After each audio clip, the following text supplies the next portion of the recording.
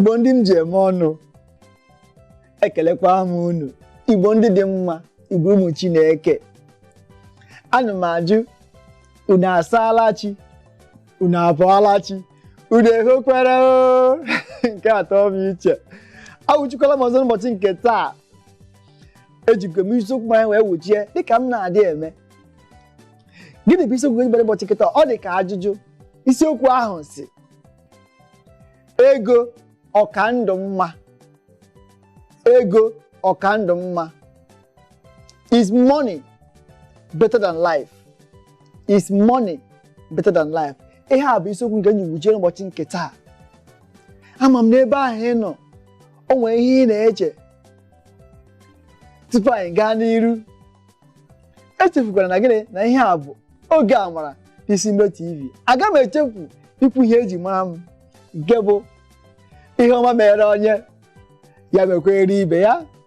Wee na-asị ọ bịara bụ onye abịagbune ya mgbe ọ ga-ala ka mkpukpu ọzọ mega hapụ ime gịnị hapụ efu ya. Ihe ahụ m sị ka m gwu n'osi ụtụtụ a. Mgbe na-asịkwu mmakwara ama na ihe a bụ gịnị oge amara n'isi Mbido TV. Season of Grace. Ọ ya bụ oge amara. O nwere ike ọ bụ taa ka ị na-afụ m na mbụ wee na-asị onye bụ nwoke ọma nke kpu okpu ọma, rukwu ugogbe anya ọma, ya na-akwa ọma na-egbu mara. Nwa bụ ka a na-akpọ MC The Baptist Obiachu. Nwanne unu nwoke, nwa unu nwoke, bụrụkwa ọgụ unu nwoke. Daalụ. Ugbu a ka anyị kozie n'ubi onye anyị bịara n'ụtụtụ a. Ama m na o nwere ike ọ bụrụ na ị gawago ọrụ, maọbụ ịgawago ahịa, maọbụ ịka nọ n'elu akwa ndina gị na onye na-ekiri m, maọbụ ị na-ekiri m n'ekwentị gị, wee na-ajụ ajụ a wee na-asị ego ọka ndụ mma. O nwere ahịrịokwu maọbụ ọkpụrụkpụ ndị anyị ga-eleba anya. O nwere ike ọ ga-agaghị ekwe anyị lebata ha ncha anya, ma ọ nwe anyị ga-eleba ha anya, anyị ga-agba mbọ fụ na anyị lebatara ha ncha anya. Nke mbụ, gịnị bụ ego? Gịnị bụ ego? Nke abụọ wee bụ gịnị bụ ndụ? Ọzọ dịkwa ka ibe ya wee bụrụ kedu ka mmadụ ga-esi hazie onwe ma ọ bụ na-ahazi onwe ya ma ọ bụ na onwe ha ego?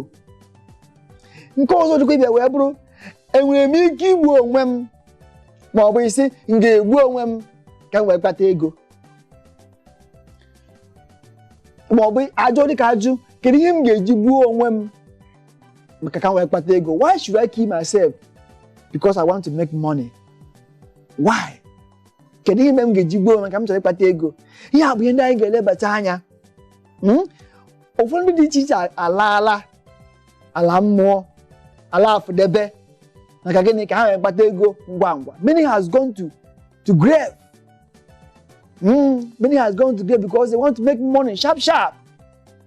Mgbe na-ajụ ọjọọ n'ụbọchị nke taa asị ego ọka ndụ mma.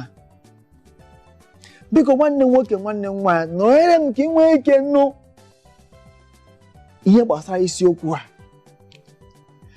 nke na-asị ego ọka ndụ mma. Kedu ebe ị nọ ugbu a? Ajụjụ. Kedu ihe ị na-eme ugbu a? Gị na onye nọ ugbu a? Kedu ebe ị chọrọ ịga? Kedu ihe ị chọrọ ịga mee ebe ahụ ị chọrọ ịga? Kedu ihe mere na ị nọ ndụ n'ụwa?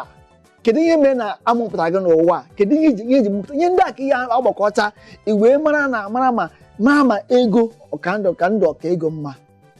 Biko ekekwala ebe ọbụla dịka anyị ga-agado bụrụ ezumike gbara egwu, anyị ji ya azụ, anyị eleba anya n'okwu a, anyị were okwu wee chọọ ihe dabara n'ime mmiri maka iwe anyị atụ ihe na-enwe ike mmiri agbakpọ gị anya. Biko ekekwala ebe ọbụla anyị na-abịa. Daalụ. Echefukwala gịnị? Ihe a bụ oge amara n'isi Mbido TV.